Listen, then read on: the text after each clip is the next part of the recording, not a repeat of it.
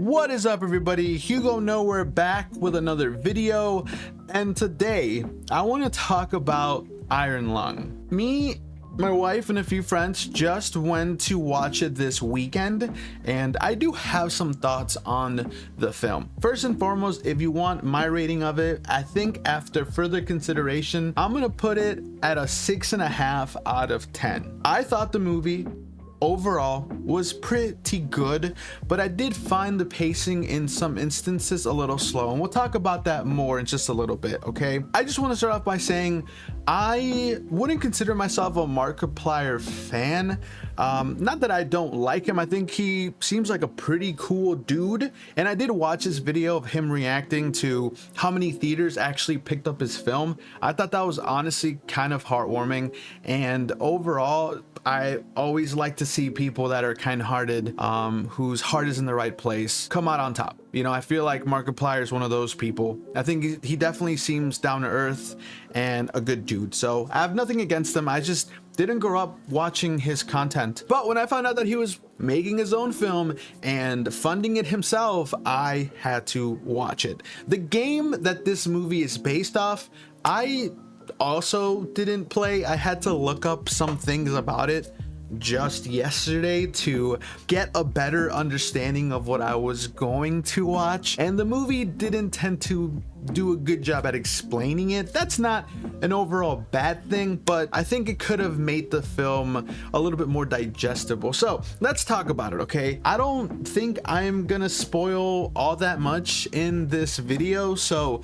just in case I do, spoilers ahead. The one thing that has stuck out to me the most is the cinematography. The cinematography was completely on point. They had to get so creative with this being a one setting type of movie. So for 2 hours, right, we're just in this submarine with Simon, convict, Markiplier, whatever you want to call him. The way that they shot and they filmed this movie, there's one shot that I freaking love that I have to bring up because it stuck with me. Okay, there's a part in the film where Simon's submarine is getting pulled back up, but he gets attacked by something. This forces the submarine to plummet back into the depths of the sea, and everything goes completely dark and Simon gets knocked out. As he's waking up, we see the reflection of the light that runs around the button that he uses to take pictures. So in this case, as Simon is waking up, we see the reflection of that light in his eye. And these types of shots are probably some of my favorite. Anytime there's a reflection of something is happening and we see it through the reflection of somebody's eye, it's so freaking cool, dude. And I was gushing. It was like a 10-15 second scene of just the reflection in his eye, and I thought it was pretty cool. It could have been less, it could have been more, I can't really remember, but I just remember being like, oh, that's so cool. I also want to say, I'll give credit where credit is due. The acting and voice acting in this film was phenomenal. My boy Mark, he can act. Honestly, I want to see him in more projects and more drama projects as well, like this movie. There was instances too where we only had a voice to go off of. It's a speaker that's talking to him, and I think throughout the course of the film we hear 3 voices, 2 female voices and then 1 male voice, and all of which absolutely kill it. The climax of this film is extremely tense, where the person who plays another character by the name of Ava is panicking, and they're in this panic where they're trying to let Simon know to keep something on his submarine safe. And oh my gosh, the desperation in her voice was outstanding. The film itself also did a really good job portraying desperation, also angst. And I had a really good time. It's gonna sound weird. I had a really good time watching our main character devolve and unravel. There are points where this film gets absolutely intense, and I was blown away by Markiplier's performance. A few things that I wasn't the biggest fan of in this film was a few of us walked out of the theater kind of confused on what was going on. The plot of the film is very simple to understand, right? This person who keeps getting called a convict struck a deal with this group of individuals who are doing research because whatever planet they're on, I guess, is gonna end soon, and the answers to save humanity is at the bottom of this blood-covered sea. Okay, easy enough. That's a pretty straightforward plot. I could follow that. But there's a lot of times where, because we're only in one location and we only have the pictures that Simon is taking to kind of guide us through, we don't really see who the antagonist is. We just kind of put it together that it's some sort of monster who may or may not have some sort of telekinetic powers and abilities to manipulate the human mind into seeing things that it wants you to see or hearing voices in your head. We are given details of what the convict, aka Simon, did, and apparently he was just kind of a cog in the machine. Something happened, he wasn't expecting it to go that way, and now he's where he is now. And we do get certain flashbacks, but it's of him when he's younger, looking up at a tree that's later brought up, but we don't really know the significance of the tree, just something that we keep hearing over and over regarding how this tree is dying and there's nowhere to save it. Maybe that's just some sort of analogy for humanity on this planet or moon, but that's kind of about it. That's kind of all that we get to know. We get to see the convict as a child, and we get to hear the things that happened during this incident that caused him to... Sorry, editing Hugo here.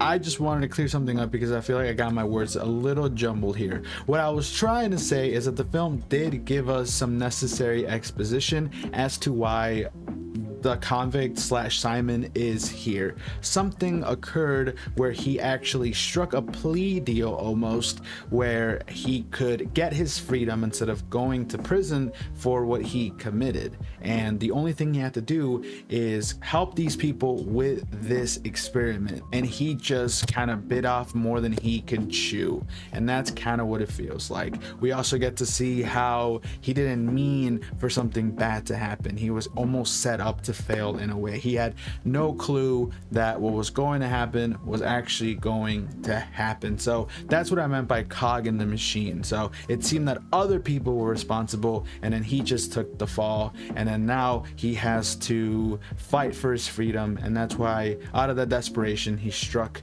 this deal with this corporation conducting these under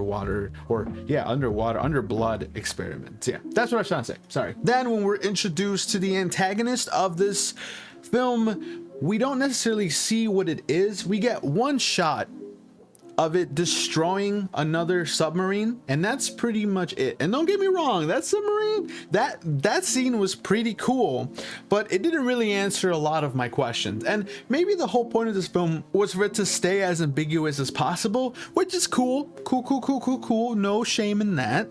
But at the same time, I can't get too attached to the characters, and I feel like that's what you want, right? You want people to get attached to the plot and to the characters. You want the audience to care about these people. But overall, the plot still left me with a lot to desire from this film. And although Mark was a very good actor, there were some times where he delivered a line in this melodramatic whisper almost, where I could only assume that this speaker that he has to talk to the people that are above the sea is like super good.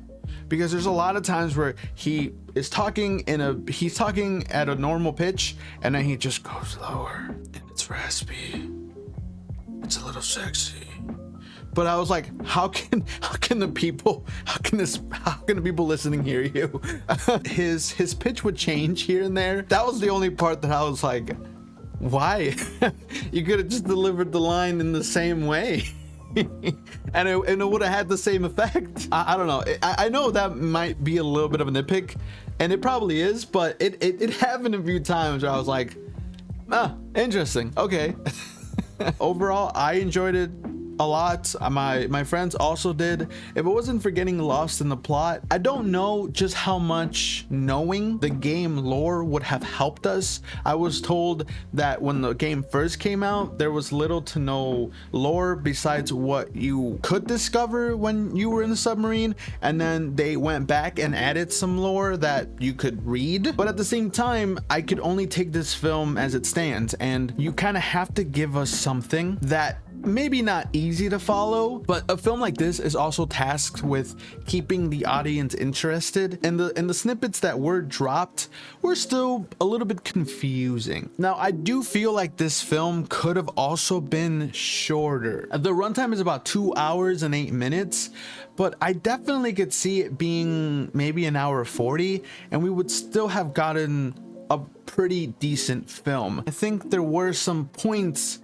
where it did feel like it dragged, you know, and I know sometimes you have to sit with an emotion and a feeling in a film. That's all fine and dandy, but this dragged on a little bit too much, where if some of those segments were cut, I feel like it would have done some good for the film. But yeah, overall, enjoyable experience. I want to see more.